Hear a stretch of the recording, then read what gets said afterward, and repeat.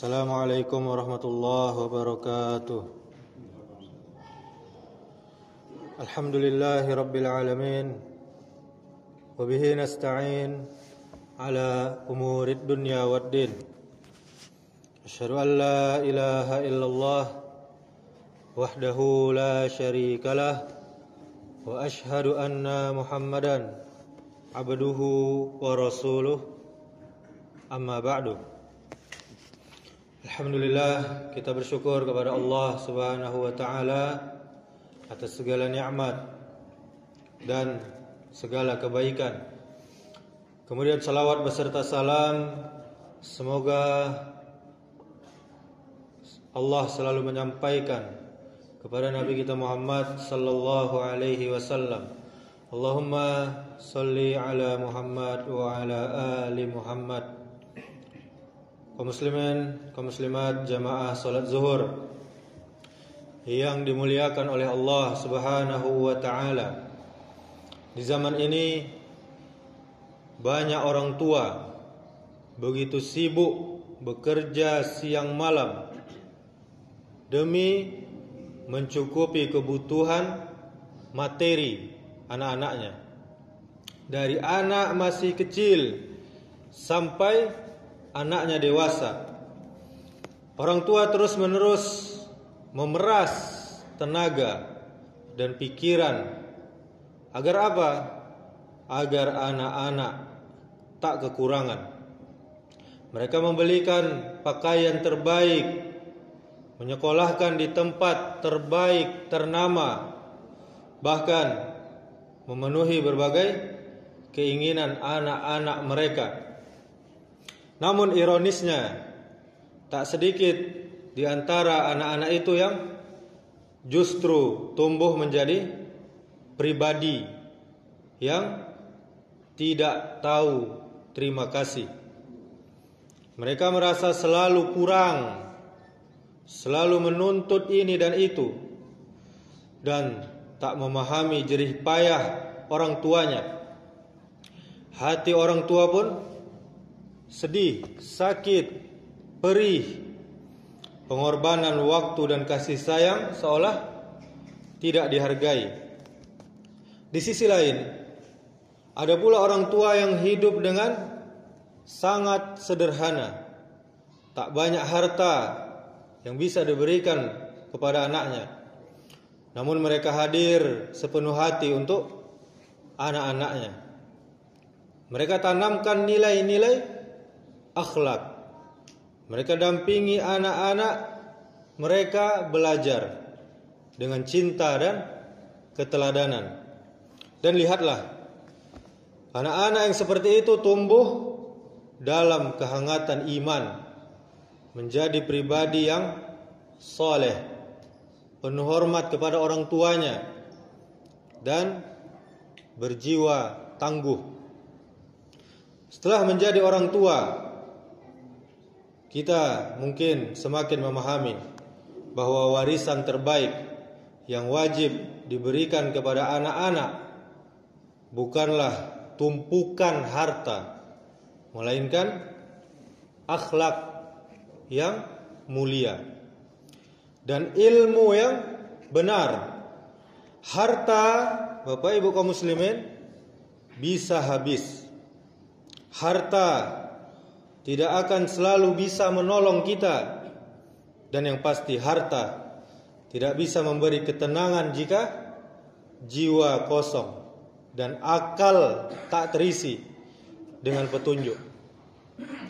Maka kaum muslimin, kaum muslimat, jamaah zuhur yang dimuliakan Allah Subhanahu wa taala, ketika kita menjadi orang tua, kesadaran itu datang bahwa bekal paling berharga dalam hidup adalah akhlak dan ilmu. Dan keduanya tidak didapat secara gampang, tidak didapat secara instan. Dia perlu perjuangan, perlu ketelatenan, perlu pembiasaan terus-menerus dan setiap hari, serta istiqamah, komitmen yang panjang untuk terus bertumbuh. Jika masa kecil kita dahulu tidak ditumbuhkan dalam lingkungan yang membentuk akhlak Islam dan semangat menuntut ilmu, maka hari ini kita bisa memulai perubahan itu dengan menciptakan lingkungan terbaik untuk anak-anak kita.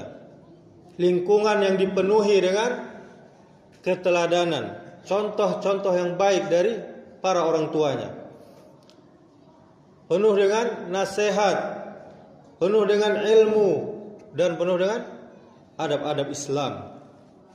Nabi kita sallallahu alaihi wasallam bersabda dalam sebuah hadis, "Inni la uwarrisu dinaron wala dirhaman walakini uwarrisul ilma faman akhazahu faqad akhaza hazzan wafiran." Apa kata Nabi? Sesungguhnya aku tidak mewariskan dinar dan dirham, akan tetapi aku mewariskan ilmu, kata Nabi. Maka siapa saja yang mengambilnya, yakni mengambil ilmu dari Nabi, berarti ia telah mengambil bagian yang sangat banyak. Hadis riwayat Abu Daud, riwayat Ahmad, dan riwayat Tirmizi. Kemudian Al-Imam Ibnul Qayyim rahimahullah pernah mengatakan, orang tua yang sungguh-sungguh menginginkan kebaikan bagi anak-anaknya, ingin dia anak-anaknya menjadi anak yang baik, ia akan mendidik anak-anaknya dengan ilmu dan adab, karena keduanya adalah warisan utama, bukan harta dan bukan kedudukan. Kemudian dalam Quran Allah Subhanahu wa taala mengingatkan pentingnya meninggalkan warisan takwa dan kekuatan iman untuk anak-anak.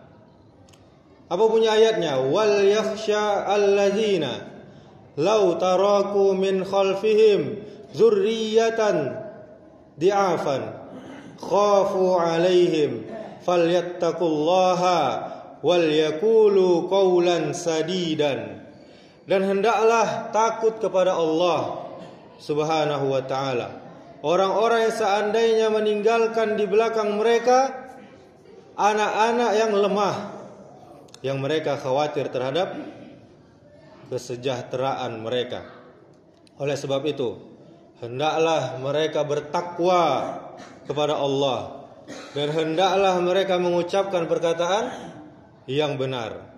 Surah An-Nisa ayat 9. Ayat yang mulia ini kaum muslimin, kaum muslimat, jamaah yang dimuliakan Allah Subhanahu wa taala, mengingatkan agar setiap orang, kita semuanya berhati-hati dalam memperlakukan anak yatim dan orang yang lemah.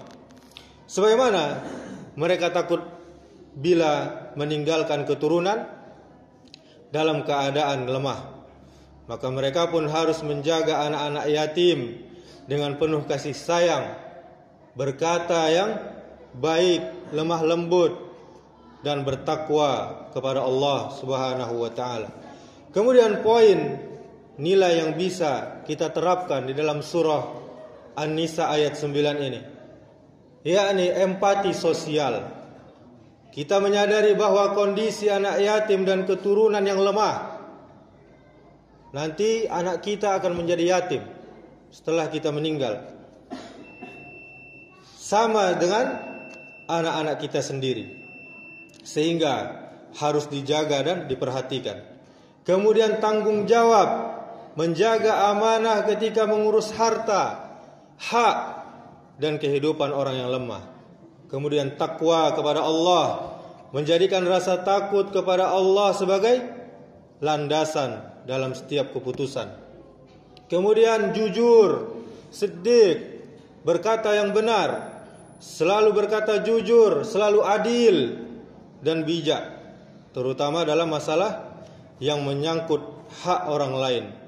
Kemudian kepedulian generasi, menyiapkan keturunan yang kuat secara imannya, moralnya, Dan yang terakhir sekali adalah ekonominya, agar dia tidak menjadi beban di masa depan. Kaum muslimin, anak-anak kita bisa saja tumbuh menjadi orang kaya raya, jabatannya tinggi, tapi tanpa akhlak dan ilmu, dunia bisa saja menjerumuskannya. Sebaliknya, jika mereka memiliki ilmu dan akhlak yang kokoh, insya Allah mereka akan kuat menghadapi ujian hidup, meski mereka tak diwarisi harta yang berlimpah. Demikianlah, semoga bermanfaat. Subhanakallahumma wa bihamdika, asyhadu an la ilaha illa anta, astaghfiruka wa atubu ilaik. Wassalamualaikum warahmatullahi wabarakatuh.